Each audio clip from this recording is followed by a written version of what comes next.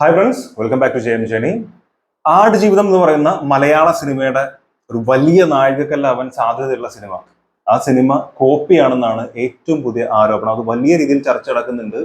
മാത്രമല്ല തമിഴിലൊക്കെ ആ കോപ്പി എന്ന് പറയപ്പെടുന്ന സിനിമയുടെ കട്ട്സും അതുപോലെ ഇതിന്റെ ആടുജീവിതത്തിന്റെ ട്രെയിലർ കട്ട്സും തമ്മിൽ വെച്ചിട്ട് പല ഷോർട്സുകളും വീഡിയോസും വരെ വന്നിട്ടുണ്ട്.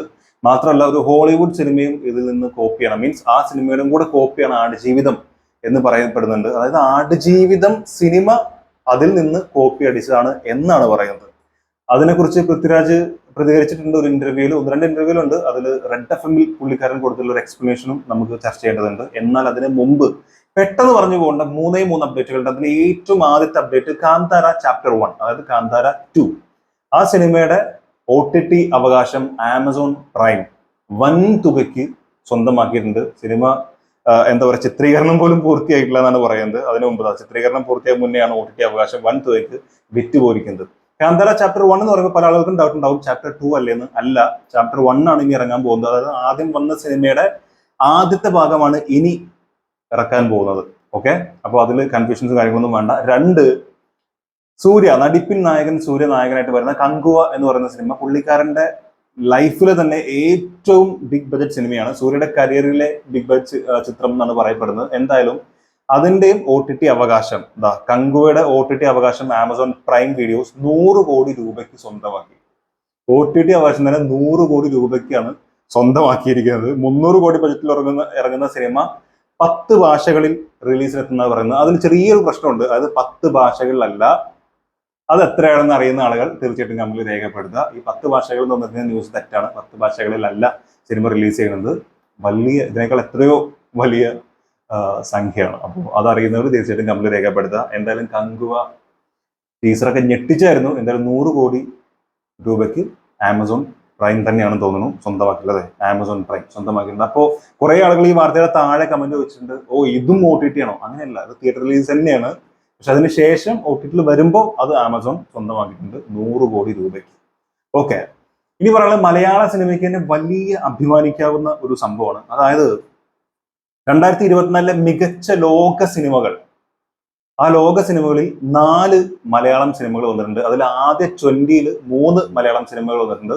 ഏതൊക്കെയാണ് നോക്കാം. വാർത്ത ഇങ്ങനെയാണ്: മൂവി റേറ്റിംഗ് പ്ലാറ്റ്ഫോമായ Letterboxd പുറത്തുവിട്ട 2024 ഇതുവരെ പുറത്തിറങ്ങിയ മികച്ച ലോക സിനിമകളുടെ ലിസ്റ്റിൽ ആദ്യ 20ൽ ഇടം നേടി ആട്ടം, ഭ്രമയുഗം, മഞ്ഞുമ്മൽ ബോയ്സ്.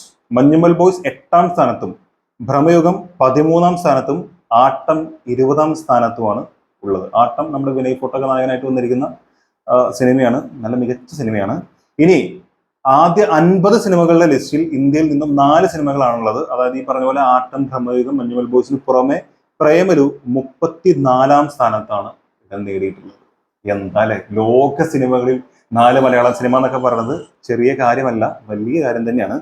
എന്തായാലും ഇത്ര കാര്യങ്ങളാണ് നമുക്ക് അപ്ഡേറ്റ് ആയിട്ട് പറയാനുള്ളത്. ഇനിയുള്ളത് ആടുജീവിതത്തിന്റെ കാര്യത്തിലേക്കാണ്. ആടുജീവിതത്തിനെ കുറിച്ച് പറഞ്ഞിട്ടില്ലെങ്കിൽ വലിയ തെറ്റായി പോകും. ഞാൻ ഈ പറഞ്ഞ പോലെ തമിഴിലെ പല ചാനലുകളിലും മാരിയാൻ എന്ന് പറയുന്ന നമ്മുടെ എന്താ പറയുക, ധനുഷ് നായകനായിട്ട് വന്നിരിക്കുന്ന സിനിമ, ആ സിനിമയുടെ കോപ്പിയാണ് ആടുജീവിതം എന്ന് പറയുന്നത്. പിന്നെ പറഞ്ഞ ഡൂൺ ആദ്യം കണ്ടിട്ടുണ്ടോ പല ആളുകളും. അതിന്റെ 2 സെക്കൻഡ് പാർട്ട് എടുത്താണ് റിലീസ് ആയത്.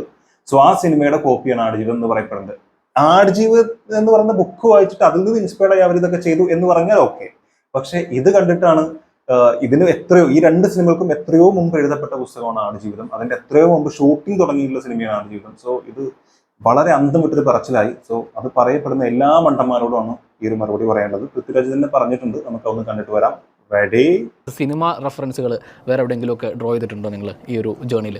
ഇത് തമാശയാണ്. കാരണം ഞങ്ങൾ ഈ തമിഴ്നാട്ടിൽ പോകുമ്പോൾ ആൾക്കാർ മറിയാൻ സിനിമയുടെ കാര്യങ്ങൾ പറയും. ഞങ്ങൾ ബോംബെ ചെന്നപ്പോൾ ഡ്യൂൺ 2ന്റെ കാര്യങ്ങൾ പറഞ്ഞു. മറിയാനൊക്കെ റിലീസാകുന്നതിന് എത്ര മുമ്പറിയോ ഈ സിനിമയെക്കുറിച്ച് ഞാനും ബ്ലസ് ചേട്ടനും. മറിയാൻ എന്നുള്ള സിനിമയുടെ കൺസെപ്ഷന് മുമ്പാണ് ആടുജീവിതം സിനിമയാക്കാൻ ബ്ലസ് ചേട്ടനും ഞാനും തീരുമാനിക്കുന്നത്. 2009 ബ്ലസ് ചേട്ടൻ എന്നോട് ഈ സിനിമയെക്കുറിച്ച് സംസാരിക്കുമ്പോൾ ഇതേ സ്കെയിൽ ഇത്ര ഗ്രാൻഡായിട്ട് ഇത്ര വലിയ വിഷൻ തന്നെയാണ് അന്നും എന്നോട് പറയുന്നത്. അതല്ലാതെ കുറേ നാൾ കഴിഞ്ഞപ്പോൾ സിനിമ വലുതായതല്ല. ബ്ലെസ്സി അന്ന് കണ്ട സിനിമ തന്നെയാണ് ഇന്നും എടുത്തിരിക്കുന്നത്. ഡ്യൂണിൻ്റെ കാര്യം പറയും. ഞങ്ങൾ ഷൂട്ട് ചെയ്തുകൊണ്ടിരുന്നപ്പോൾ ഡ്യൂണിൻ്റെ സിനിമാറ്റോഗ്രാഫറും VFX സൂപ്പർവൈസറും ഞങ്ങളുടെ ലൊക്കേഷനിലുണ്ടായിരുന്നു.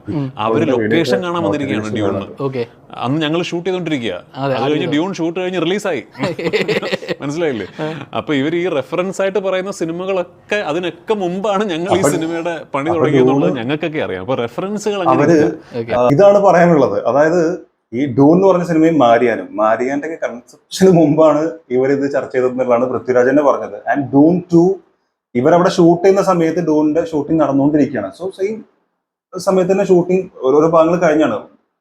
ആടുജീവിതത്തിന്റെ സെറ്റോ മറ്റു കാര്യങ്ങളോ കണ്ടിട്ട് അത് ഡൂൺ കോപ്പി അടിക്കാൻ ചാൻസ് ഉണ്ടെന്നല്ലാതെ ഹാഫ് ജോക്കായിട്ട് പറഞ്ഞാണ് കേട്ടോ. അങ്ങനെ പറയുകയാണെങ്കിൽ നമുക്ക് ഓക്കെ, ഇവർ പറയാനുള്ള കാരണം ഇന്നതാണ്, ഇവിടെ ഒരുമിച്ച് ഷൂട്ട് നടന്നാലെന്ന് മനസ്സിലാക്കാം. പക്ഷെ ആടുജീവിതം എന്ന് പറയുന്ന സിനിമ എത്ര വർഷം മുമ്പാണ് നമ്മുടെ ബെന്യാമിൻ എഴുതിയിട്ടുള്ളത്.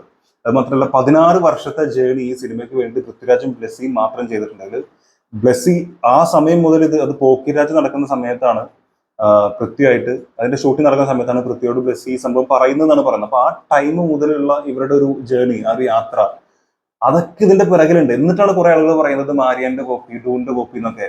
ഞാൻ ഈ പറഞ്ഞത് മാരിയാന്റെ പല സീനുകളും, അത് ആ ഡെസേർട്ടിലൂടെ അവര് എന്താ പറയാ മരുഭൂമിയിലൂടെ ഈ രക്ഷപ്പെട്ട് ധനുഷ് വരുന്ന സീനുകളും, ധനുഷ് ഇങ്ങനെ പോകുമ്പോൾ ഒരാൾ തോക്കൊണ്ട് വെടിവെക്കുന്ന സാധനം, ഇതൊക്കെ കണക്ട് ചെയ്തിട്ട് ട്രെയിലറിലുള്ള പല സീനുകളും എടുത്തിട്ട് രണ്ടും ഇങ്ങനെ മുകളിൽ മാരിയാനും താഴെ ആടുജീവിതത്തിന്റെ ട്രെയിലറും വെച്ചിട്ട് കുറെ ആളുകൾ വീഡിയോ എടുത്തിട്ടുണ്ട്.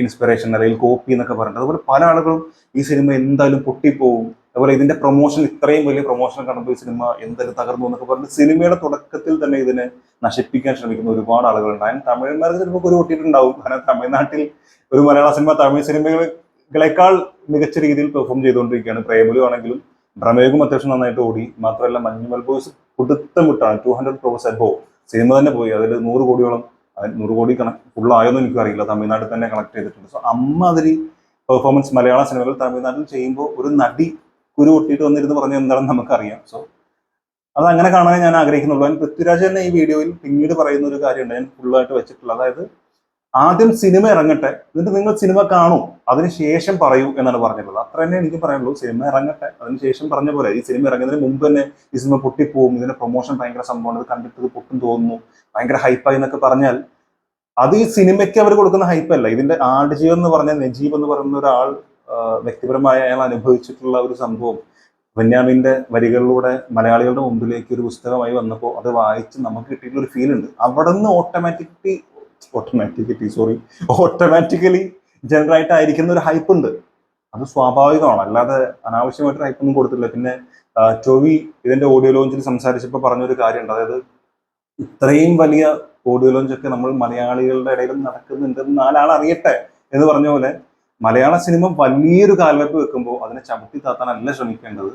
മറ്റുള്ള ആളുകൾ ചവിട്ടി താത്തുന്നത് നമുക്ക് മനസ്സിലാക്കാം. പക്ഷെ മലയാളികളായിട്ട് നമ്മൾ ഒരിക്കലും ഇത്രയും വലിയൊരു പുസ്തകത്തിനെ, ഇത്രയും വലിയൊരു അനുഭവത്തിനെ, അതൊരു സിനിമയായി വരുന്നതിനെ ഒരിക്കലും ചവിട്ടി താത്താൻ ശ്രമിക്കരുതെന്നാണ് എൻ്റെ ഒരു അഭിപ്രായം. എന്തായാലും അത് കേട്ടപ്പോൾ പറയണമെന്ന് തോന്നി. അപ്പോൾ ഇത്രയും കാര്യങ്ങളാണ് പറയാനുള്ളത്. ഇതിൽ നിങ്ങൾക്ക് ഇഷ്ടപ്പെട്ടുള്ള ഏറ്റവും വലിയ അപ്ഡേറ്റ് ഏതാണെന്നുള്ളത് തീർച്ചയായിട്ടും കമന്റിൽ രേഖപ്പെടുത്താം. നമ്മൾ കങ്കുവിനെ കുറിച്ച് പറഞ്ഞു, ആൻഡ് കാന്താരിനെ കുറിച്ച് പറഞ്ഞു, മലയാള സിനിമയുടെ ഒരു അച്ചീവ്മെന്റിനെ കുറിച്ച് പറഞ്ഞു, ആൻഡ് ആടുജീവിതം.